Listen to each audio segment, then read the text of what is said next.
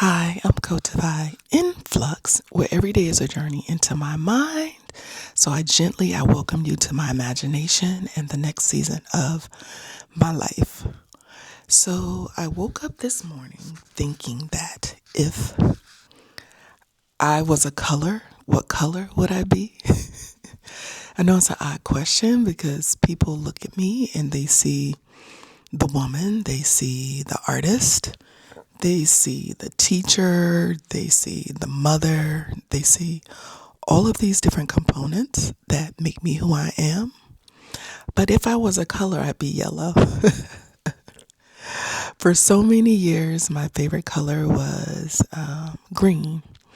And I think it was green because during that time, I was very much like a seed. I was being planted. I was incubating. I was finding my way to myself while also allowing me the task of getting the things I needed to get done. And I could not have done that if I was out here trying to bloom left and right. and I can be physically and mentally busy in that way. But in this season of life, I felt this shift from this very cool, soft green to the warmth of the sun and bright yellow flowers in bloom. And the color yellow, like it just called to me. It just spoke to me. And I realized it's because I too am in bloom at the same time. And what a gift it is to be able to physically, mentally, spiritually, creatively, psychologically feel the shift from one season of life to the next season of life.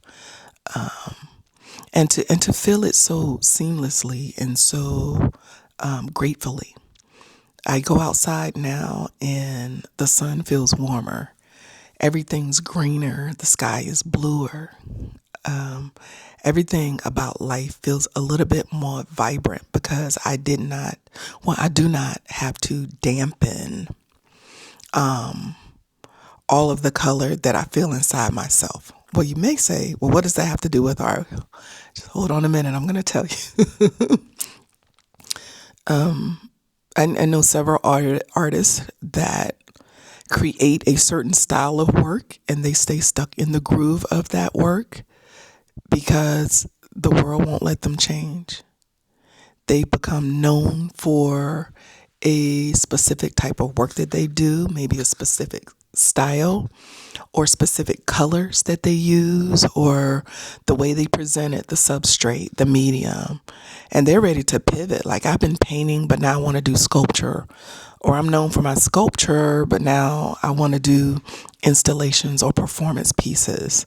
And they're feeling so buried beneath the pile of amazingness they've created that they don't feel like they can bloom in other places. They don't feel like they can disperse their creative seeds to other genres, other imagery, other mediums.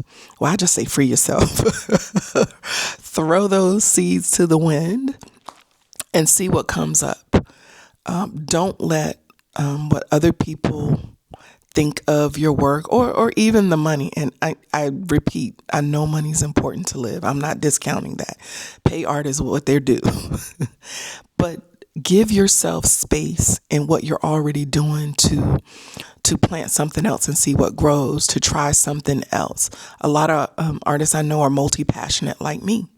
And so people will peg you as just a painter or just a chef or just a healer or just whatever genre you're choosing to work in. No one's ever just. I did a talk the other day about shoulds. No one should dictate who and what you are. You know, take that and or and add it together. I'm this and that and this and that and this and that and more and whatever else I choose, that's for me exponentially. So when you start thinking about, okay, if I was a color and I'm out here in this world, what color would I be? It's cool because someone here at this artist residency asked me, what color is your soul? And immediately I was like iridescent. You can see it, parts of it, but baby, when it hits the light, you get all the colors.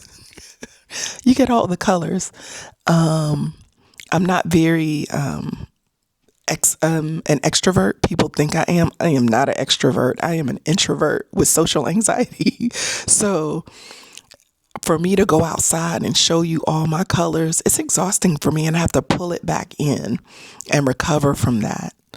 And when I asked her the same question back, she didn't quite have a word for it, but having been around her for a while, she's pretty luminescent, full of light.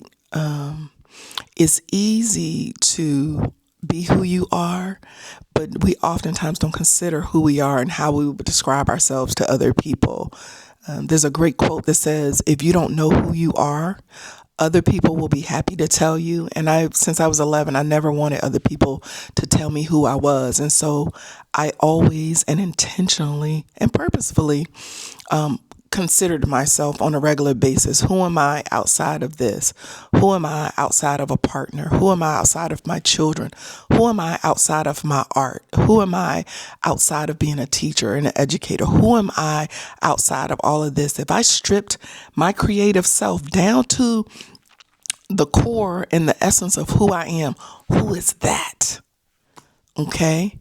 And in asking that question and answering it for myself, I also had to consider my why. What is my why? We're all given infinite amount of time to live here on this planet, in this housing we call our bodies. Who am I outside of all of these things that surround me in this housing? What makes me uniquely Kottaveiinflux? So if you're not asking yourself these questions, think about it. And all of this informs my creativity. In the seasons of renewal and shift and change and pivot, I persistently ask myself these questions. And sometimes I have answers and sometimes I don't. And when I don't, I kind of stick with where I am. But rarely do I just play it safe and stay there because I'm afraid to answer the question. Nobody's ever going to really truly ask me a question more deeply than I'm going to ask myself. I've asked myself all the questions and given myself all the answers, because I tell you what, if I can't get good advice from myself, where can I get it? There's very few people I deeply trust with some of the deeper parts of myself, but those I do take the information they've given me under consideration and advisement. And sometimes it's the thing that allows me to pivot to the next place. Then there are those who want to offer who they think I am. And my response is, hold on, let me check my bank account and see if your opinion matters. No, it doesn't. But if you want to submit a little coin for consideration, you can. And I know that sounds funny, but you don't have to take on everything everyone says about you. Everything creatively about you doesn't necessarily have to be you. You don't have to stay stuck in a groove that someone put you in or one maybe you put yourself in. Expand as much as you want to expand and contract as much as you want to contract. Because if you can be a color, choose who you want to be. And at this impasse of my life, I choose yellow. And I'm so full of light and gratitude at this moment. And it's showing up in my artwork. So I am Kottaveiinflux. If you enjoyed this talk, I encourage you to subscribe, and if you're so inclined, share. I'm Kottaveiinflux, living my life with no ceiling, no floor, no walls, no box, just the world.